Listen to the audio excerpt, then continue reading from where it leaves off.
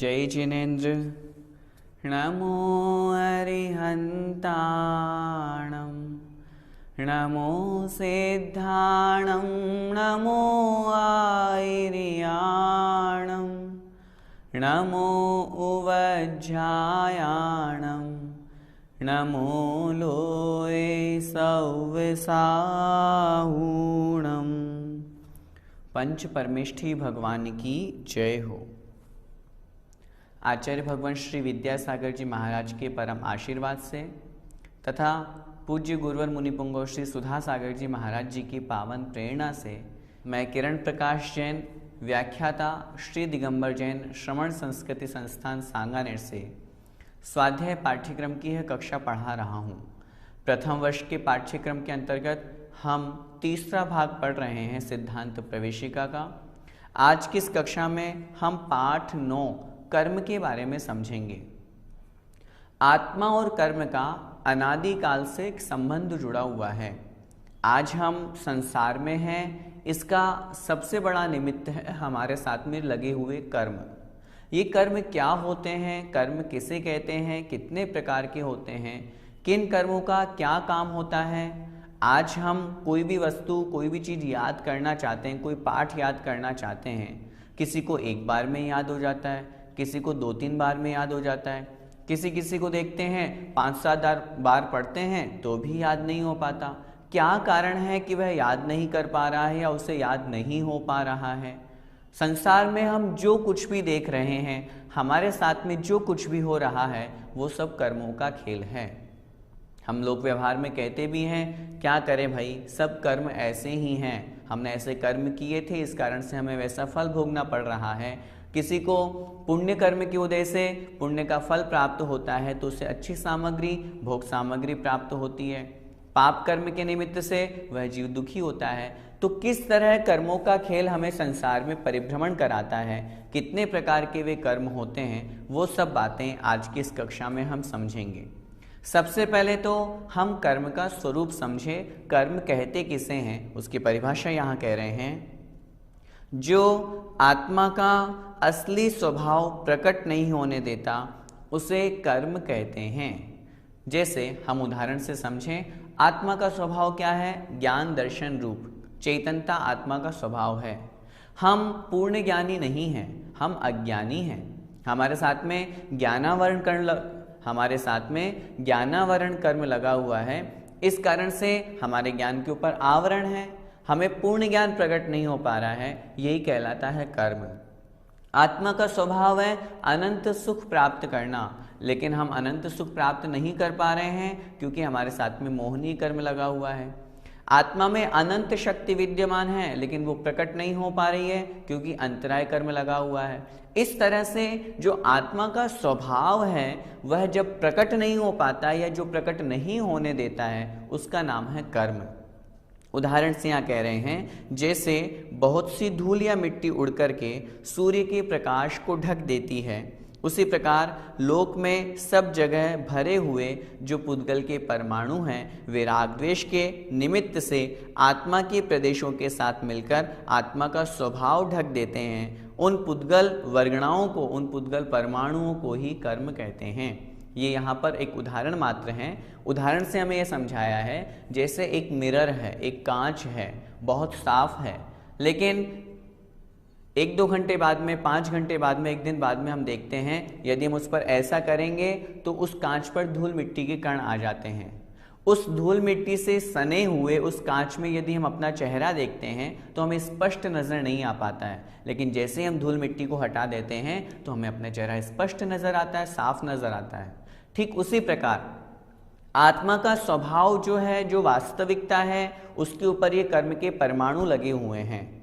उन कर्म परमाणुओं के कारण से, कर्मों के कारण से आत्मा का जो स्पष्ट रूप है, जो स्वभाव है, वो प्रकट नहीं हो पाता है। उदाहरण से यहाँ एक बात और अच्छी तरह से हमें समझनी है। उदाहरण में तो धूल मिट्टी के कण उस कांच के ऊपर चिपके हैं। हमें यहाँ पर ऐसा नहीं समझना कि आत्मा के ऊपर कर्म चिपक गए, जैसे ये वाला हाथ हम आत्मा माने उदाहरण से, और ये कर्म आए और आत्मा से चिपक गए।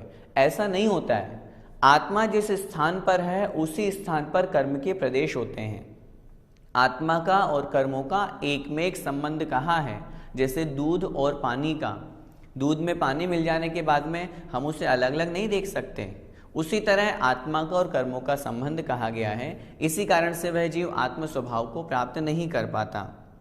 राग द्वेष के निमित्त से उन कर्मों में सुख दुख आदि देने की शक्ति भी हो जाती है। हम सुखी होते हैं, क्यों? क्योंकि हमने तद्रूप राग द्वेष किया, उस निमित्त से हमने साता वेदनीय का बंध किया या पुण्य कर्म का बंध किया, इसलिए हमें सुख मिल रहा है। असाता वेदनी का बंध करते हैं, उसका जब उदय आता है तो हमें दुख रूप प्राप्त होता है। इस प्रकार कर्मों का ही पूरा खेल है। ये कर्म कितने प्रकार के होते हैं? कह रहे हैं कर्म 8 प्रकार के होते हैं। ज्ञानावरण, दर्शनावरण, वेदनीय, मोहनीय, आयु, नाम, गोत्र और अंतराय। ये 8 प्रकार के कर्म हैं। इनमें से ज्ञानावरण, दर्शनावरण, मोहनी और अंतराय, ये 4 कर्म घातीय कर्म कहे गए हैं, और जो शेष 4 हैं अर्थात आयु, नाम, गोत्र और वेदनीय, ये अघातीय कर्म कहे गए हैं। इस कक्षा में, इस पाठ में हम क्रमशः एक एक कर्म के बारे में समझेंगे। कौन सा कर्म क्या कहलाता है, किस निमित्त से बंधता है और उस कर्म से हम कैसे छूट सकते हैं। तो आइए सबसे पहले हम ज्ञानावरण कर्म के बारे में समझते हैं। ज्ञानावरण कर्म की क्या परिभाषा है? जो कर्म आत्मा के ज्ञान गुण को ढकता है, अर्थात उसे प्रकट नहीं होने देता, वह ज्ञानावरण कर्म कहलाता है। जैसा कि शब्द है ज्ञान आवरण, ज्ञान को ढकने वाला।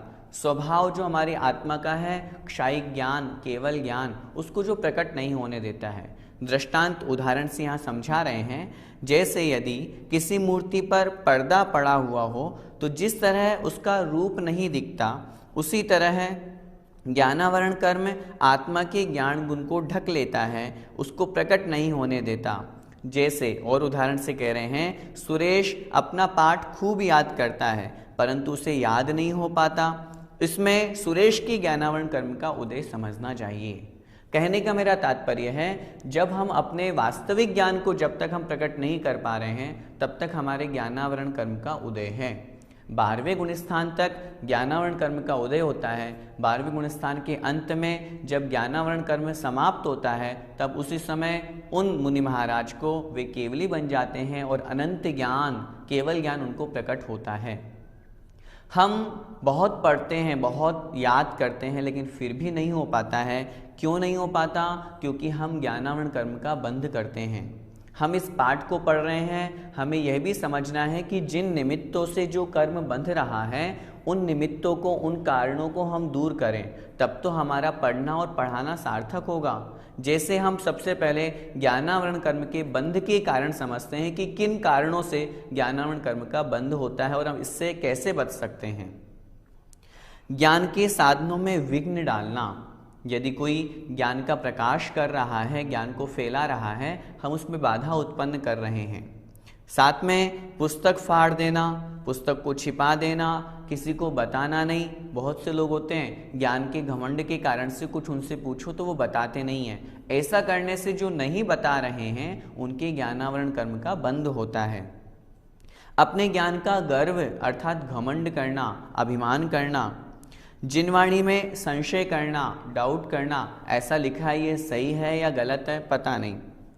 अर्थ का अनर्थ करना, गलत अर्थ लगा देना। शास्त्रों में, गाथा में, मूल में क्या लिखा हुआ है, नीचे हिंदी अर्थ क्या लिखा। अपने पक्ष को पुष्ट करने के लिए अनेक लोग आजकल अपने अर्थ को गलत कर देते हैं, अपने अनुसार परिणाम लेते हैं, जबकि आचार्यों ने वैसी बात नहीं कही है। यदि अर्थ का अनर्थ करते हैं तो उस निमित्त से भी ज्ञानावरण कर्म का बंध होता है। गुरु की निंदा करना, झूठा उपदेश देना आदि कार्यों से ज्ञानावरण कर्म का बंध होता है।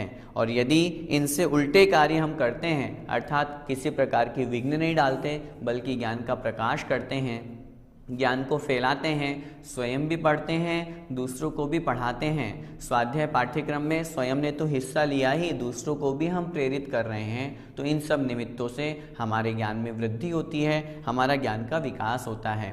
और हम क्या कर सकते हैं, जब कहीं पर भी कहीं ज्ञानदान देने की बात आए, उसमें हम आगे आएँ, उसमें हम दें। हमने जो ज्ञान प्राप्त किया है अपनी आत्मा का कल्याण के साथ में अन्य भव्य जीवों का भी कल्याण हो, इस तरह की भावना रखें। शिविर आदि लगवाएं, शिविरों के माध्यम से हम पुण्यार्जन करें, जो भी खर्चा हो उसमें हम आगे बढ़कर के हिस्सा लेंगे तो हमारे निमित्त से बहुत लोग ज्ञान प्राप्त करेंगे, तो शिविर के माध्यम से भी हम वह कार्य कर सकते हैं। इसके अलावा पुस्तकें आदि छपवा करके भी हम अपने ज्ञान को प्रकाशित कर सकते हैं, अपने ज्ञान को विकसित कर सकते हैं। और जिन निमित्तों से बंद होता है उन निमित्तों को हम दूर करेंगे तो निश्चित रूप से हमारा ज्ञानावरण कर्म धीरे धीरे विनाश को प्राप्त होगा और ज्ञान का उदय होगा और एक दिन हम केवल ज्ञान को प्राप्त करेंगे। दूसरा जो कर्म है उसका नाम है दर्शनावरणी कर्म। उसका स्वरूप क्या है? जो कर्म आत्मा के दर्शन गुण को ढकता है, अर्थात उसे प्रकट नहीं होने देता, उसे दर्शनावरण कर्म कहते हैं। उदाहरण के माध्यम से हम समझते हैं, जिस प्रकार कोई पहरेदार, कोई द्वारपाल राजा के दर्शन नहीं होने देता, उसी समय उसके दर्शनावरण कर्म आत्मा के पदार्थों का दर्शन नहीं होने देता है। आत्मा का स्वरूप है अनंत दर्शन रूप होना, समस्त द्रव्यों की, समस्त पर्यायों को, समस्त पदार्थों को जो जान सकते हैं, देख सकते हैं, ये आत्मा का स्वभाव है। लेकिन दर्शनावरण कर्म के कारण से यह जीव अपने उस स्वभाव को प्राप्त नहीं कर पाता। जैसे रमेश मंदिर दर्शन करने के लिए गया किंतु वहाँ पर ताला लगा हुआ पाया, इसमें रमेश के दर्शनावरण कर्म का उदय समझना चाहिए। किस कारण से हम दर्शनावरणी कर्म का बंद करते हैं वो देखें। जिन दर्शन में विघ्न डालना, यदि कोई जिनेंद्र भगवान के दर्शन करने जाना चाहता है, यदि हम उसे रोकते हैं तो हमारे दर्शनावरण कर्म का बंद होता है। बहनें प्रतिदिन भगवान जिनेंद्र देव का दर्शन करने जाती हैं, उन्हें अपने बच्चों को प्रेरित करना चाहिए कि आप भी प्रतिदिन भगवान के दर्शन करने जाओ। हम जैन कुल में पैदा हुए हैं और यदि हम भगवान का दर्शन नहीं करें, अभिषेक नहीं करें, पूजन नहीं करें तो फिर हमारा जैन कुल में उत्पन्न होना व्यर्थ है। बहुत से घरों में देखते हैं कि पुरुष लोग जो होते हैं वे स्वयं तो दर्शन करने क्या किसी भी स्थिति में मंदिर नहीं जाते हैं और अपने घर की महिलाओं को भी रोकते हैं। ऐसा करने से उनके घोर दर्शनावरणी कर्म का बंद होता है, उनसे बचना चाहिए। हमें भी दर्शन करने जाना चाहिए, हम भी भगवान का अभिषेक पूजन करें और अपने घर परिवार के सभी सदस्यों को, छोटे छोटे बच्चों को प्रतिदिन देव दर्शन का नियम अवश्य दिलाना चाहिए। और किन कारणों से दर्शनावरण कर्म का बंद होता है? किसी की आंख फोड़ देना, दिन में शयन करना। बहुत लोगों को देखते हैं दिन में खूब सोते रहते हैं, ऐसा करने से दर्शनावरणी कर्म का विशेष बंद होता है। मुनियों को देख कर के घृणा करना, आपस में अपनी दृष्टि पर गर्व करना अर्थात घमंड करना इत्यादि कार्यों से दर्शनावरणी कर्म का बंध होता है। यदि हम इन निमित्तों से बचेंगे तो हमारा दर्शनावरणी कर्म का बंध नहीं होगा और जो पूर्व में बंधा हुआ कर्म है वो धीरे धीरे निर्जरा को प्राप्त होगा, जिससे हमारी आत्मा का कल्याण होगा। हम किन निमित्त के द्वारा अनंत दर्शन की तरफ आगे बढ़ सकते हैं? लोगों को दर्शन कराएं, तीर्थ यात्रा की तरफ लेकर के जाएं, अपने ग्रुप में भाव बनाएं, चलो आचार्य श्री के दर्शन करने चलते हैं। स्वयं तो जा ही रहे हैं और अन्य लोगों को भी लेकर के जाएं, वहाँ पर चौका लगाएं। इस तरह की यदि अब भाव रखेंगे तो हमारे दर्शन का विकास होगा, जो आत्मा का गुण है वो प्रकट होगा। तीसरा कर्म जो है वो है वेदनीय कर्म, उसके बारे में भी हम समझते हैं। वेदनीय कर्म किसे कहते हैं? जो आत्मा को सुख दुख देता है और अव्याबाद सुख, अव्याबाद सुख का तात्पर्य है बाधा का अभाव रूप जो गुण है उसे प्रकट नहीं होने देता, उसका घात करता है, वह वेदनीय कर्म कहलाता है। जैसे आत्मा का स्वभाव है अनंत ज्ञान, आत्मा का स्वभाव है अनंत दर्शन, उसी तरह आत्मा का स्वभाव है अव्याबाद सुख। ऐसा सुख जिसमें किसी तरह की कोई बाधा नहीं, कोई विकल्प नहीं। संसार का जो सुख है वो तो क्षणिक है, हम और आप थोड़ी देर के लिए सुखी हो जाते हैं, गर्मी लगी, एसी ऑन किया, सुखी हो गए, लेकिन थोड़ी देर बाद में ही हमें सर्दी लगने लगती है। भूख लगी, हमने अपना भोजन कर लिया, लेकिन 3 घंटे बाद फिर भूख सताने लगती है। तो संसार का सुख वास्तविक सुख नहीं कहा, वास्तविक सुख कहा अव्याबाद सुख, जो सिद्धों को प्राप्त होता है, जो इस आत्मा का स्वभाव है। लेकिन वेदनीय कर्म के कारण से यह जीव उस वास्तविक सुख को प्राप्त नहीं कर पाता और सांसारिक सुख दुख में ही लगा रहता है। इस प्रकार वह वेदनीय कर्म का भोग करता है, वेदनीय कर्म के फल को प्राप्त करता है। इस वेदनीय कर्म के 2 भेद कहे गए हैं, असाता वेदनीय और साता वेदनीय।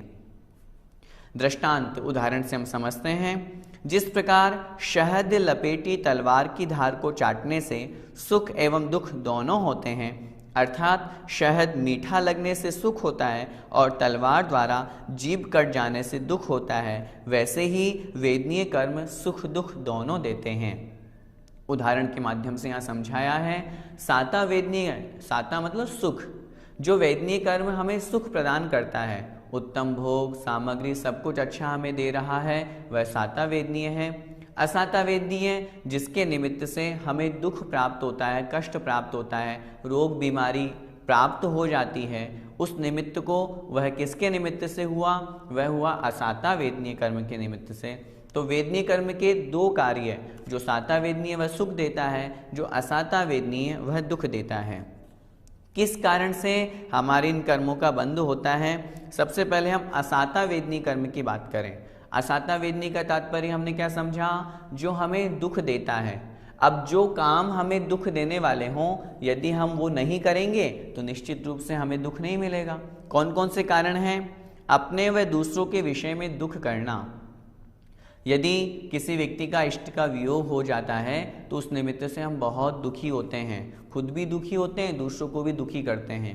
शोक करना, पश्चाताप करना, रोना, मारना, पशुवध अर्थात जीवों की हिंसा करना, उनको बलि चढ़ाना आदि कार्यों को करने से असाता वेदनीय कर्म का बंध होता है। सोचिए, असाता वेदनी के उदय से हमें दुख मिल रहा है और यदि फिर पुनः हम दुखी होते रहेंगे तो हमें पुनः असाता वेदनी कर्म का बंध होगा, जिससे हम संसार में दुखी ही रहेंगे। हम मानते हैं कि बहुत तरह की स्थिति परिस्थिति गृहस्थ अवस्था में संसार में रहते हुए आती है कि हमें दुख हो ही जाता है। हम सोचते हैं कि उसने हमें दुखी किया, हम बहुत रोते हैं, चिल्लाते हैं, घर परिवार में झगड़ा होता है तो बहुत दुख मनाते हैं। लेकिन जो तत्व दृष्टि है, यदि हम अपनी आत्मदृष्टि की तरफ हमारी दृष्टि जाएगी, आत्मा की तरफ जाएगी, तो हमें वहाँ पर चिंतन करना चाहिए। पहले पूर्व में हमने वैसा कर्म किया, इस कारण से आज हम दुखी हो रहे हैं। हम क्यों व्यर्थ में पुनः दुखी हो रहे हैं? क्यों व्यर्थ में हम रो रहे हैं, चिल्ला रहे हैं? क्या हमारे रोने से जिसकी मृत्यु हो गई है वह लौट करके वापस आएगा? नहीं आएगा। तो हम उस अवस्था को अपने स्वयं में इस तरह से परिणमाएं कि हम बहुत अधिक दुखी नहीं हों। यदि बहुत अधिक दुखी होंगे, पुनः असाता का बंध करेंगे, इस कारण से हम दुखी ही होते रहेंगे। इसलिए हम ऐसे कार्य ना करें। साता वेदनीय कर्म का बंध किन कारणों से होता है? उनको यदि हम करेंगे तो हमें सुख की प्राप्ति होगी। देखें वे कौन कौन से कार्य हैं। दया करना, जीवों के ऊपर करुणा करना, साथ में दान करना।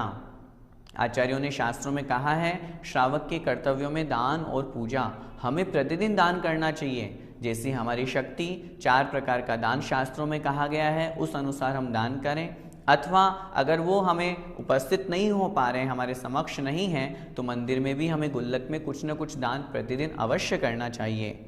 संयम का पालन करना, व्रत नियमों का यदि हम पालन करते हैं, लोभ नहीं करना, वात्सल्य रखना, वैयावृत्ति करना तथा व्रत का पालन करना और प्रभाव न करना, इन सभी कार्यों से साता वेदनीय कर्म का बंध होता है। जब हम इन कर्मों का बंध करते हैं, साता वेदनीय रूप कर्म का, तो हमें सुख की प्राप्ति होती है। इसलिए आज ही हम संकल्प लें, जो दुख के निमित्त हैं, असाता वेदनी के बंध करने के जो निमित्त हैं, दुख करना, शोक करना, पश्चाताप, रोना, चिल्लाना, इनको हम नहीं करेंगे।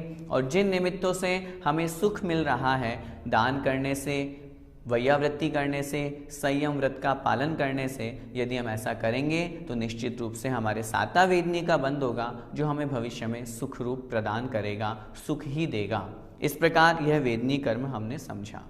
अगला कर्म है मोहनी कर्म। किससे कहते हैं? देखें, जो कर्म आत्मा के सम्यक्त्व और चारित्र गुण का घात करता है अथवा जिसके उदय से यह जीव स्वभाव को भूलकर अपने से जो जुदा है अर्थात अलग है, ऐसी पर वस्तुओं में, पर द्रव्यों में, शरीर आदि में लुभा जाता है, उसे मोहनीय कर्म कहते हैं। आत्मा का स्वभाव है क्षायिक सम्यक्त्व, क्षायिक चारित्र रूप परिणाम। जब यह जीव मोहनीय कर्म के कारण से कषाय रूप परिणाम करता है तब अपने आत्मस्वरूप को प्राप्त नहीं कर पाता और पर द्रव्य को अपना मानता है। शरीर आदि जो पर द्रव्य हैं, रुपया पैसा आदि हैं, इन सभी को अपने स्वरूप मानता है, ये मेरे हैं, मैं इनका हूँ। इस तरह की उसकी परिणति होती है, यह मोहनीय कर्म के निमित्त से होती है। उदाहरण से समझते हैं, जिस प्रकार शराब प्राणी को भुला देती है उसी प्रकार मोहनीय कर्म आत्मा को मोहित कर देता है। शराबी व्यक्ति को कोई होश नहीं रहता कि मैं कौन हूँ। वह कभी अपनी माता को माता कहता है, कभी पत्नी कहता है, कभी पत्नी को माता कहता है, कभी वो पत्नी भी कहता है, लेकिन वो होश में नहीं है। यदि वो पत्नी को पत्नी भी कह रहा है तो भी उसका ज्ञान सही नहीं कहा गया। क्यों? क्योंकि उसके ऊपर अभी शराब का नशा चढ़ा हुआ है। इस कारण से इसी तरह मोहनीय कर्म के निमित्त से यह जीव अपने आत्म स्वरूप को नहीं पहचान पाता। आत्मा को मोहित बना देता है यह कर्म और संसार में परिभ्रमण कराता है। इस कर्म के निमित्त से प्राणी पर पदार्थों में, अन्य पर द्रव्यों में इष्ट अनिष्ट की कल्पना करके इष्ट और अनिष्ट रूप आचरण करने लगता है। कहने का तात्पर्य, ये मेरे लिए अच्छा है, मैं इसे ग्रहण करूं, ये तो मेरा बुरा करने वाला है, ये तो मेरा अनिष्ट करने वाला है, मुझे तो इससे बात भी नहीं करनी। इस तरह की भावना के साथ में वह अनिष्ट रूप आचरण करने लगता है। क्रोध, मान, माया और लोभ ये मोहनीय कर्म के उदय से ही होते हैं। जैसे प्रकाश ने क्रोध में आकर जिनेश को मार दिया और विजय ने लोभ में आकर राजकुमार को लूट लिया। इसमें प्रकाश और विजय के मोहनीय कर्म का उदय समझना चाहिए। क्रोधादि जो कषाय हैं ये सब मोहनीय कर्म के भेद कहे गए हैं। मिथ्यात्व भी मोहनीय कर्म का भेद कहा गया है। इसी कारण से हम संसार में परिभ्रमण कर रहे हैं। आठों कर्मों में देखें तो मोहनीय कर्म सबसे प्रचंड कर्म है, सबसे खतरनाक कर्म है। सबसे पहले हमें इसी का नाश करना है और जो भी जीव मोक्ष पद को प्राप्त करते हैं वे सबसे पहले इसी मोहनीय कर्म का क्षय करते हैं। जिसने मोहनीय कर्म का नाश कर दिया उसका मोक्ष जाना नियामक है, पक्का है। किन कारणों से मोहनीय कर्म का बंध होता है? यदि हम उस बंध को नहीं करेंगे तो निश्चित रूप से हम मोहनीय कर्म से छूट सकते हैं। उन बंध के कारणों को हम समझते हैं। सबसे पहले कह रहे हैं सच्चे देव, सच्चे शास्त्र और सच्चे गुरु में और सच्चे धर्म में दोष लगाना। वीतरागी भगवान को भी दोषारोपित करना, उनके स्वरूप को बदल देना, जो उनका वास्तविक स्वरूप है उसे ही परिवर्तित कर देना। और सबसे महत्वपूर्ण बात, किस कारण से हमारे मिथ्यात्व का, मोह का बंध होता है? मिथ्या देव, मिथ्या शास्त्र और मिथ्या गुरु की प्रशंसा या सेवा करना, उनको मानना। हम और आप पढ़ रहे हैं स्वाध्याय पाठ्यक्रम। ये कक्षा इसीलिए चलाई गई है ताकि हमारे जीवन में जो मिथ्यात्व छाया हुआ है वो नष्ट हो, वो समाप्त हो और हमें सम्यक्त्व की प्राप्ति हो। हमारी आत्मा का कल्याण सम्यक दर्शन ज्ञान चारित्र से ही होने वाला है और वो तभी होगा जब हम मिथ्यात्व को छोड़ेंगे। मिथ्या देवी देवताओं की यदि अभी भी हमारी मान्यता है, सरागी देवी देवताओं को हम मानते हैं, उनको पूजते हैं, उनकी सेवा पूजा करते हैं, तो उससे हमारे मिथ्यात्व का, मोहनीय का बंध होता है और हम संसार में परिभ्रमण करते हैं। आज तक हम संसार में घूम रहे हैं सिर्फ इसी कारण से, उन रागी द्वेषी देवी देवताओं को पूज रहे हैं, उनके प्रति राग द्वेष करते हैं, इसलिए घूम रहे हैं। आज हमें वास्तविकता का परिचय हुआ है। हमें सबसे पहले तो यही संकल्प लेना है कि हम मिथ्या देवी देवताओं को नहीं मानेंगे। जो स्वयं संसार में परिभ्रमण कर रहे हैं वो हमें क्या संसार से पार कराएंगे? जो स्वयं रागी द्वेषी हैं वो हमारे भगवान कैसे हो सकते हैं? हमारे भगवान तो वीतरागी ही हैं, हमारे आदर्श तो वही हो सकते हैं। इस तरह की भावना के साथ में हम देवी देवताओं की पूजा करना छोड़ें। आगम की मर्यादा का यदि उल्लंघन करते हैं तब भी मोहनीय कर्म का बंध होता है। क्रोधादि कषायों को करने से, इत्यादि कार्यों को करने से मोहनीय कर्म का बंध होता है। जिन निमित्तों से, जिन कारणों से मोह का बंध होता है, मिथ्यात्व का बंध होता है, उन कार्यों को हमें नहीं करना चाहिए। अंतरंग में क्रोध कषाय के निमित्त से हमें गुस्सा आ जाता है, लेकिन हम वस्तु स्थिति को समझें, वास्तविक परिस्थिति को समझें कि सामने वाला तो निमित्त है, हम क्यों क्रोध कर रहे हैं, हम क्यों गुस्सा कर रहे हैं। यदि हम ऐसा समझेंगे तो निश्चित रूप से मोहिनी कर्म के बंध से बचेंगे। अगला जो कर्म है वह है आयु कर्म। किसे कहते हैं देखते हैं।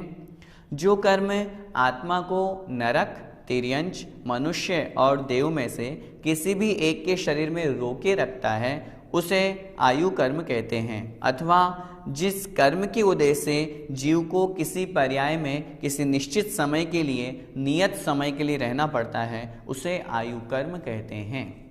हम मनुष्य आयु को प्राप्त हैं तो जितनी हमारी आयु है तब तक हमें यह मनुष्य का शरीर मिल रहा है, तो आत्मा को जितनी इसकी आयु है उस अनुसार मनुष्य पर्याय प्राप्त करनी पड़ी। अब इसके पश्चात जब आयु समाप्त हो जाएगी, जब यह आयु का बंध करेगा, जिस परिणामों के अनुसार उस आयु को वह प्राप्त होगा और उतने समय के लिए वह उस शरीर को, उस पर्याय को धारण करेगा, यह कहलाता है आयु कर्म। उदाहरण के माध्यम से हम समझते हैं। जिस प्रकार सांकल से बंधा हुआ या काठ में अर्थात लकड़ी में फंसा हुआ मनुष्य उसके न हटने तक दूसरी जगह नहीं जा सकता, उसी प्रकार आयु कर्म भी प्राणी को मनुष्य आदि के शरीर में रोके रखता है। जब तक एक शरीर की आयु पूरी नहीं हो जाती तब तक वह प्राणी दूसरे शरीर को प्राप्त नहीं हो सकता। जैसे हमारा जीव मनुष्य शरीर में रुका हुआ है और गाय का जीव तिर्यंच के शरीर में रुका हुआ है, इससे हमारे और गाय के क्रम से हमारे तो मनुष्य आयु का और गाय के तिर्यंच आयु का उदय समझना चाहिए। किस कारण से हमारे आयु कर्म का बंध होता है? हम सभी आयु कर्म से छूटना चाहते हैं क्योंकि यह आयु तो संसार में ही है। मोक्ष में तो अनंतानंत काल के लिए वे भगवान विराजमान हो गए, उन्हें आयु कर्म उनका समाप्त हो गया।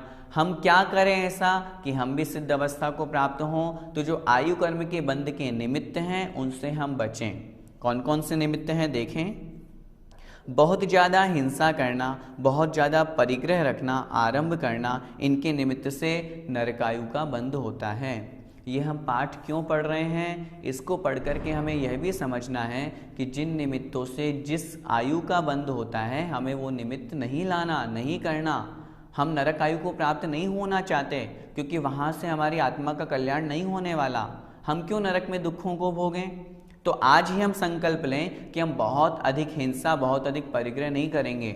माताएं बहनें भी इसको सुन रही हैं, उनसे भी मैं निवेदन करूंगा, आवश्यकता से अधिक हम वस्तुएं रखते हैं, व्यर्थ में परिग्रह जुड़ता है, वो हमारे पाप बंध का कारण है। जितनी हमारी आवश्यकता हो उतना हम कार्य करेंगे तो निश्चित रूप से हम परिग्रह से बचेंगे। परिग्रह से बचेंगे तो नरकायु को प्राप्त नहीं होंगे, जिससे हम दुखों से भी बचेंगे। मायाचारी करने से तिर्यंच आयु का बंध होता है। हम क्यों व्यर्थ में धोखा करते हैं? क्यों छल कपट करते हैं? बिल्कुल सरल सत्य व्यवहार करें, अच्छा सादा जीवन जिएं। हम धोखा, छल कपट इस तरह के भाव अपने मन में नहीं रखें। ऐसा करेंगे तो मायाचारी से बचेंगे और तिर्यंच आयु का हमारा बंध नहीं होगा। मनुष्य आयु का बंध किस प्रकार होता है? थोड़ा आरंभ और थोड़ा परिग्रह रखने से मनुष्य आयु का बंध होता है। मनुष्य आयु को हम सभी ने प्राप्त किया है, सौभाग्यशाली हैं हम सभी। हमारी आत्मा का कल्याण इसी पर्याय से, इसी मनुष्य आयु से होना है, इसलिए हमें इस मनुष्य पर्याय को सार्थक करने का प्रयास करना चाहिए। सम्यक्त्व की प्राप्ति करना, व्रतों का पालन करना तथा शांति पूर्वक सभी दुखों को सहन करना आदि कारणों से देवायु का बंध होता है। वैसे तो हम किसी भी आयु में नहीं जाना चाहते क्योंकि दुख ही दुख है, संसार का दुख का ही नाम है। लेकिन फिर भी यदि हम चारों गति की अपेक्षा से बात करें तो नरक और तिर्यंच गति, तिर्यंच आयु हमें संसार में दुख ही देने वाली है। मनुष्य आयु और देव आयु हमें धर्म के साथ में, धर्म से जोड़ने के एक निमित्त हैं। इसलिए हम ऐसे कार्य करें ताकि हम मनुष्य आयु और देवायु को प्राप्त हों और फिर उस आयु को प्राप्त करके धर्म की साधना करते हुए, तप आराधना करते हुए अपने इस आत्मा का कल्याण करके मोक्ष पद को प्राप्त करें। अगला कर्म है नाम कर्म। किसे कहते हैं? जो कर्म प्राणियों को तरह तरह के शरीर, अंगोपांग, आकार और रूप रूपांतर प्रदान करता है, अर्थात उस स्वरूप को परिणाम आता है, बदलता है, वह कहलाता है नाम कर्म। उदाहरण से हम समझें, जिस प्रकार कोई चित्रकार अनेक प्रकार के चित्र बनाता है, कोई मनुष्य का, कोई बैल का, किसी का हाथ लंबा है, किसी का छोटा है। इस प्रकार के अनेक प्रकार के वह चित्र बनाता है। इसी प्रकार नाम कर्म के कारण से इस जीव को कभी घोड़ा, कभी कुबड़ा, कभी गोरा, कभी काला आदि अनेक रूप जो यह कर्म है यह परिणाम आता है। हमारे आँख, कान, नाक, शरीर आदि यह सब नाम कर्म के उदय से ही बने हुए हैं।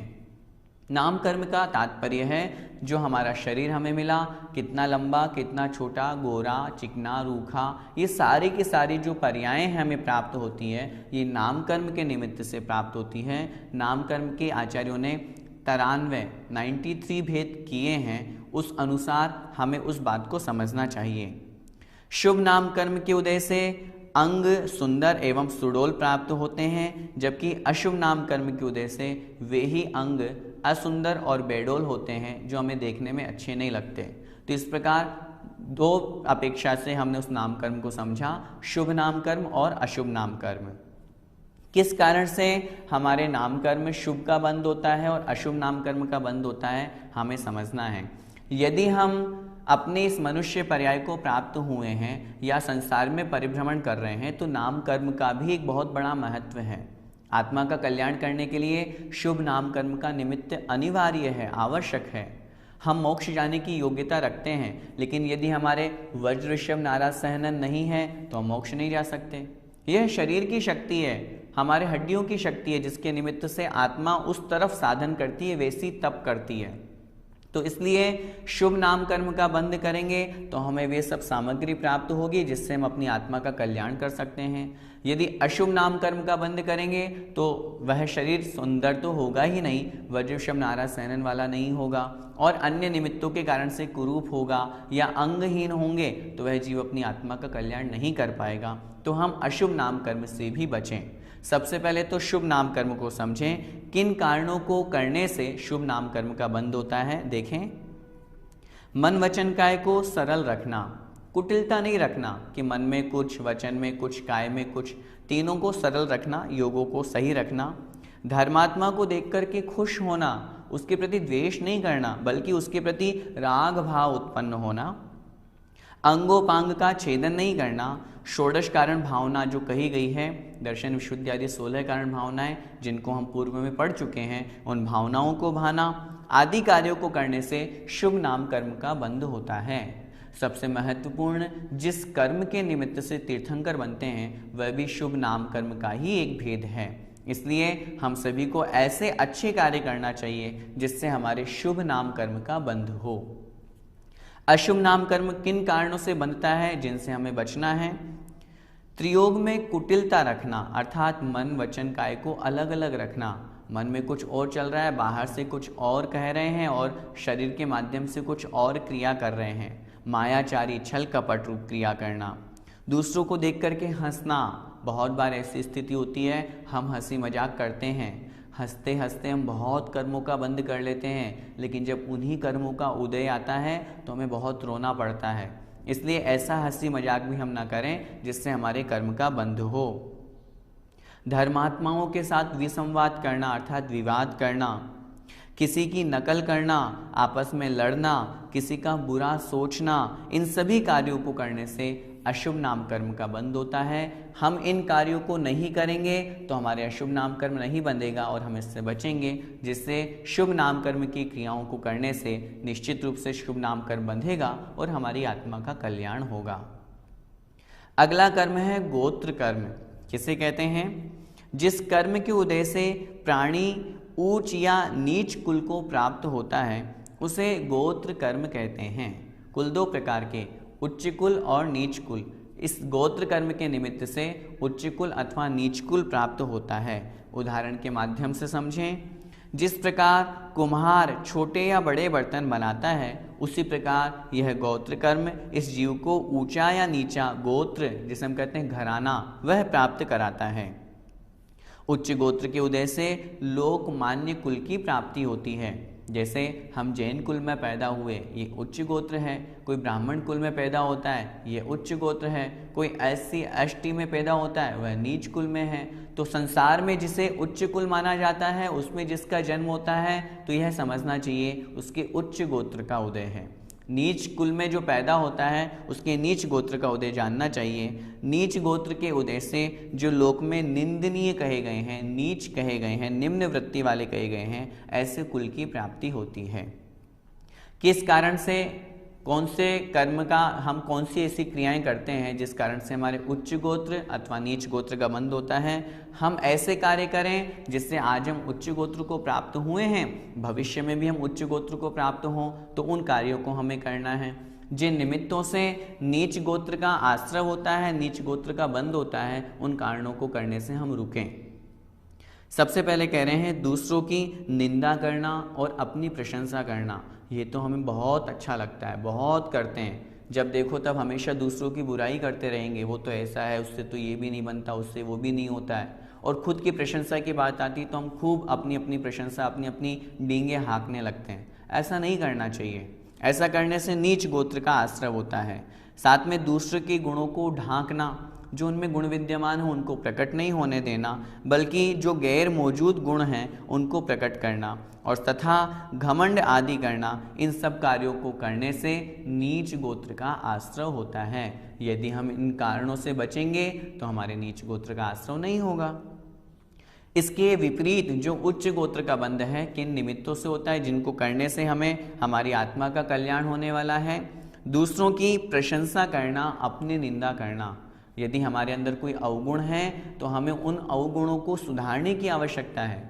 उन अवगुणों को हमें प्रकट करना चाहिए, सामने वाले की बहुत प्रशंसा करनी चाहिए, दूसरों के दोषों को ढकना चाहिए और अपने दोषों को उजागर करना चाहिए। और दूसरों के दोषों को ढकने के साथ साथ अपने स्वयं के जो दोष हैं, यदि हम उनको उजागर करेंगे तो निश्चित रूप से हमारे दोषों को उजागर करने से वो दोष समाप्त होते हैं। आदि कार्यों को करने से उच्च गोत्र का आश्रय होता है, उच्च गोत्र का बंध होता है। हम सभी को ऐसे कार्य करना चाहिए जिससे हम उच्च गोत्र को प्राप्त हो। उच्च गोत्र को जो जीव प्राप्त होते हैं वे ही तो आज भगवान का अभिषेक पूजन कर पाते हैं। जो नीच गोत्र को प्राप्त होते हैं वे नहीं कर पाते हैं। ये हमारा सबसे बड़ा पुण्य है। और जब भी मोक्ष मिलेगा, उच्च गोत्र जिनको होता है उन्हीं के माध्यम से मिलेगा। इसलिए हम ऐसे कार्य करें ताकि नीच गोत्र से हम बचें और उच्च गोत्र को प्राप्त कर सकें। अगला और अंतिम कर्म है अंतराय। उसे भी हम समझते हैं। जो कर्म दान, लाभ, भोग, उपभोग और वीर्य या शक्ति में जो विघ्न डालता है, बाधा उत्पन्न करता है, वह अंतराय कर्म कहलाता है। उदाहरण के माध्यम से हम समझते हैं। जिस प्रकार किसी सेठ ने एक पाठशाला को 10,000 रुपये देने की आज्ञा दी, किंतु मुनीम ने कुछ गड़बड़ करके उन रुपयों को न दिलाकर वह वहाँ पर विघ्न उपस्थित कर देता है, उसी प्रकार अंतराय कर्म कार्यों में विघ्न किया करता है। जैसे अजित कुमार लड्डू खा रहा था, कुत्ता उस लड्डू को छीन करके ले गया, तो अजित के उस समय अंतराय कर्म का उदय समझना चाहिए। दान देने में, हमें लाभ होने में, भोग वस्तु अर्थात जो एक बार भोगने में आए, उपभोग की वस्तु जो बार बार भोगने में आए, वस्त्र आदि, मकान आदि, गाड़ी आदि जो एक बार भोगने में आए, ऐसे भोजन, पानी आदि जो हम खाते पीते हैं, वो सारी सामग्री जो हमारी शक्ति को प्रकट नहीं होने देता, उसमें बाधा उत्पन्न करता है, वह अंतराय कर्म कहलाता है। हम इस अंतराय कर्म से कैसे बच सकते हैं, उसके कारणों को समझते हैं। उनके कारणों को समझ करके उनसे दूर होने का हम प्रयास करेंगे। कह रहे हैं दान देते को रोक देना। यदि कोई दान दे रहा है, यदि हम उसे रोक देते हैं तो हमारे दानांतराय कर्म का बंद होता है और भविष्य में हमारी इच्छा होते हुए हम भी दान नहीं दे पाते। इसलिए दान देने से हमें कभी किसी को नहीं रोकना चाहिए। घर परिवार में भी इस तरह की हमें छूट होनी चाहिए, माताओं बहनों के बीच में भी, कि हाँ, जितना सामग्री, जितना धन उनके पास में है, उसके निमित्त से जो जितना दे सकता है, हमें अपनी शक्ति के अनुसार उस अनुसार दान देना चाहिए। आश्रितों को धर्म साधन नहीं करने देना। बहुत से घरों में हम जाते हैं, देखते हैं, स्वयं तो मंदिर जाते भी नहीं हैं और अपनी स्त्रियों को, अपने परिवार वालों को भी नहीं जाने देते। कोई धर्म करने का भाव करता है तो उसको भी रोक देते हैं। ऐसा नहीं करना चाहिए। आप स्वयं नहीं कर पा रहे हैं, कोई बात नहीं, जो दूसरा कर रहा है उसको तो जाने दें, उसको तो नहीं रोकें, और स्वयं भी उस तरफ, उस मार्ग में आगे बढ़ें। इस तरह का हमारा भाव होना चाहिए। दूसरों की भोग की वस्तुओं को बिगाड़ देना, किसी को हानि पहुंचाना, किसी के सामर्थ्य को बिगाड़ देना आदि कार्यों को करने से अंतराय कर्म का बंध होता है। हम यदि इन कारणों से बचेंगे तो हमारे अंतराय कर्म का बंध नहीं होगा। इस प्रकार हमने इन 8 कर्मों का स्वरूप समझा। हम 8 कर्मों के साथ में संसार में परिभ्रमण कर रहे हैं, लेकिन हम इन 8 कर्मों को नष्ट करना चाहते हैं तो सबसे पहले जो इनके कारण हैं, जिनसे निमित्त से बंध होता है, उन कारणों को हम रोकें, कम करने का प्रयास करें। यदि हम ऐसा करेंगे तो नवीन कर्मों के बंध से हम बचेंगे। सबसे खराब कर्म इन 8 कर्मों में कौन सा है? वैसे तो सभी कर्म खराब है, यही हमें संसार में भटकाने वाले हैं। फिर भी उनमें से जो अगर हम बात करें सबसे खराब कर्म की, तो मोहनीय कर्म से ही दूसरे कर्मों का बंध होता है। क्यों? क्योंकि जब हम राग द्वेष करते हैं तभी कर्मों का बंध होता है, और राग द्वेष करना कराना ये काम है मोहनीय कर्म का। तो इस कारण से उसी मोहनीय कर्म के निमित्त से अन्य कर्मों का बंध होता है। इसके नष्ट हुए बिना दूसरे कर्मों का नाश भी नहीं होता। हम चाहे पहले आयु कर्म समाप्त हो जाए, हम चाहे पहले नाम कर्म समाप्त हो जाए, ऐसा नहीं हो सकता। मोहनीय कर्म को सबसे पहले नाश करना पड़ता है। इसकी स्थिति भी सभी कर्मों से अधिक होती है, सबसे अधिक होती है। 70 कोड़ा कोड़ी सागर की इसकी स्थिति, इसका समय कहा गया है, मतलब बहुत प्रचंड है, बहुत खराब है। यह हमें संसार में भटकाने वाला यह जो मूल है वो यही है। और इसी मोहनीय कर्म में मिथ्यात्व नाम का एक कर्म है, जिस कारण से हम संसार में घूम रहे हैं। यदि हमने उस मिथ्यात्व का नाश कर दिया और एक बार भी सम्यक्त को प्राप्त कर लिया, तो यूँ समझ लीजिए हमारा मोक्ष जाना पक्का है। आज नहीं तो कल अधिक से अधिक अर्थ पुद्गल परावर्तन काल में हम नियम से मोक्ष को प्राप्त करेंगे ही करेंगे। इसलिए आज के इस पाठ से हमें सबसे पहला संकल्प तो यही लेना है, यदि हमारे जीवन में मिथ्यात्व है हम उसे छोड़ें, उसे नष्ट करें, ताकि हमारी इस मनुष्य पर्याय को सार्थक करने वाला सम्यक तो हमें प्राप्त हो सके। इसलिए मोहनीय कर्म सबसे खराब कहा गया है। कर्म रहित जीव कौन से कहलाते हैं? अरिहंत भगवान के 4 घातीय कर्म नहीं होते हैं। ज्ञानावरण, दर्शनावरण, मोहनीय और अंतराय, ये 4 घातीय कर्म हैं। इनका अभाव वहाँ हो जाता है और अरिहंत अवस्था प्राप्त होती है। सिद्ध भगवान के इन 4 घातीय के साथ में उन्होंने 4 अघातीय कर्मों का भी नाश कर दिया, अर्थात उनके 8 कर्म नहीं होते हैं। एक प्राणी के एक पर्याय में एक ही प्रकार की आयु का बंध होता है।